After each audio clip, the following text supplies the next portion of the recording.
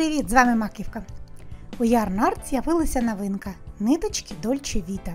Хоч ця пряжа і велюрова, і має в назві слово Dolce, насправді вона відрізняється від тієї однокольорової Dolce і Dolce Baby, які ви знаєте. Чим саме, я розповім далі. Dolce Vita – це секційна пряжа. Моточки Dolce Vita великі, в кожному по 150 грам. Довжина нитки 260 метрів. Це у нас виходить майже 87 метрів на 50 грам, або 173 метри на 100 грамів. Іншими словами, довжина нитки приблизно така, як у тонкої однокольорової велюрової пряжі Dolce Baby, де на 50 грамів 85 метрів. Природно припустити, що Dolce Vita буде така ж, як Dolce Baby, але різнобарвна. А ні, насправді вона трішки інша. Якщо порівнювати, то по-перше, у Dolce Vita гарний легкий шовковистий блиск, тоді як нитка Dolce Baby більш матова. А по-друге, візуально Dolce Vita здається трохи тоншою, тому що нитка не така щільна, як однотонна. У Dolce Baby ворсу багато, і він повністю щільно оточує основу. А у новій Dolce Vita ворс менш щільний. Мені складно говорити про товщину ворсинок, але я не здивуюся, якщо вони насправді тонші.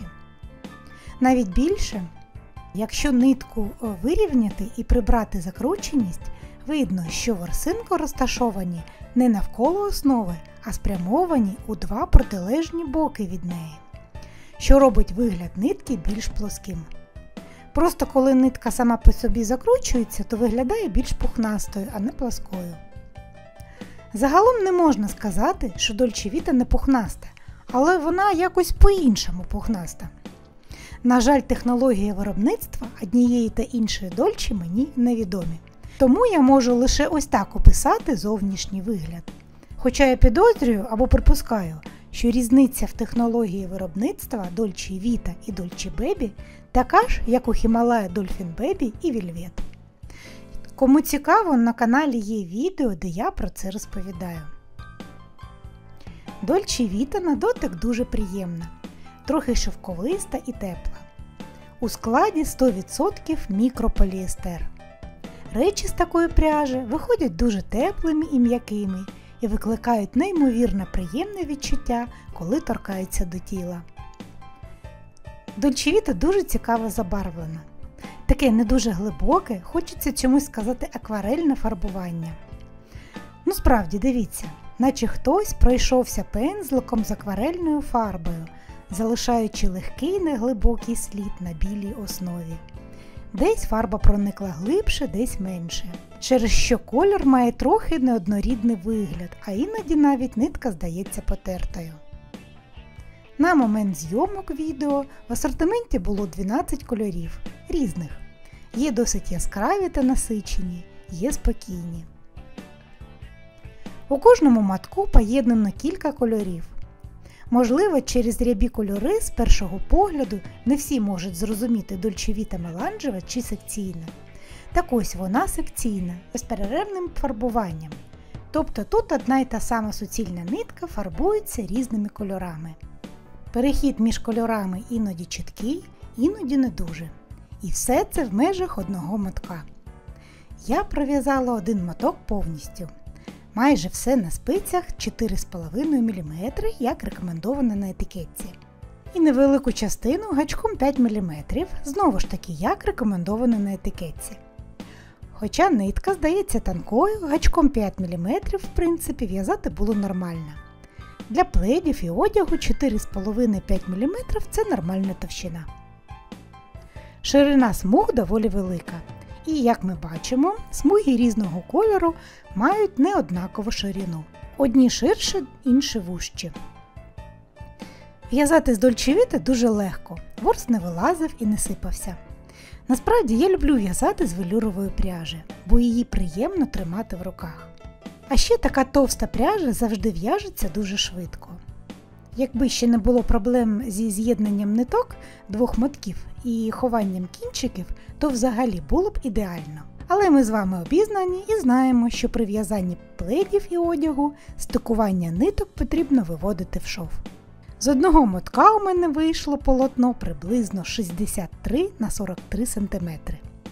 Візерунок спицями у мене 3 петлі, пров'язані з 3 разом. На дитячий пледіку візочок достатньо буде 2 моточків, це 300 грам. На довгу кофту розмір 48-50 я б взяла мотків 5. Хоча на етикетці вони пишуть 3 мотки, це 450 грам. Судячи з розмірів мого зразка, це, ймовірно, буде не дуже довгий і не дуже великий светр. На жилетку 2-3-4 мотка в залежності від довжини і розміру. Все це приблизна витрата. Звичайно ж, візерунок, щільність в'язання і розмір теж важливо враховувати. Що стосується догляду за виробами. Беремо в прохолодній воді, прасувати не дозволяється та й нащо, сушити в горизонтальному положенні.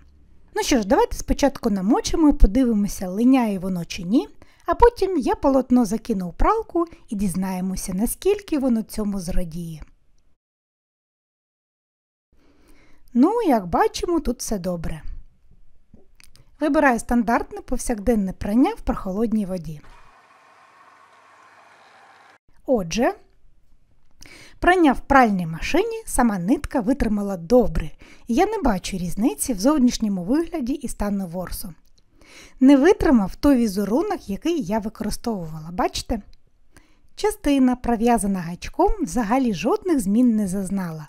А ось у частини, що сплетена спицями, специфіка візерунка така, що є довгі петлі, і деякі з них витягнулися за рахунок сусідних петель.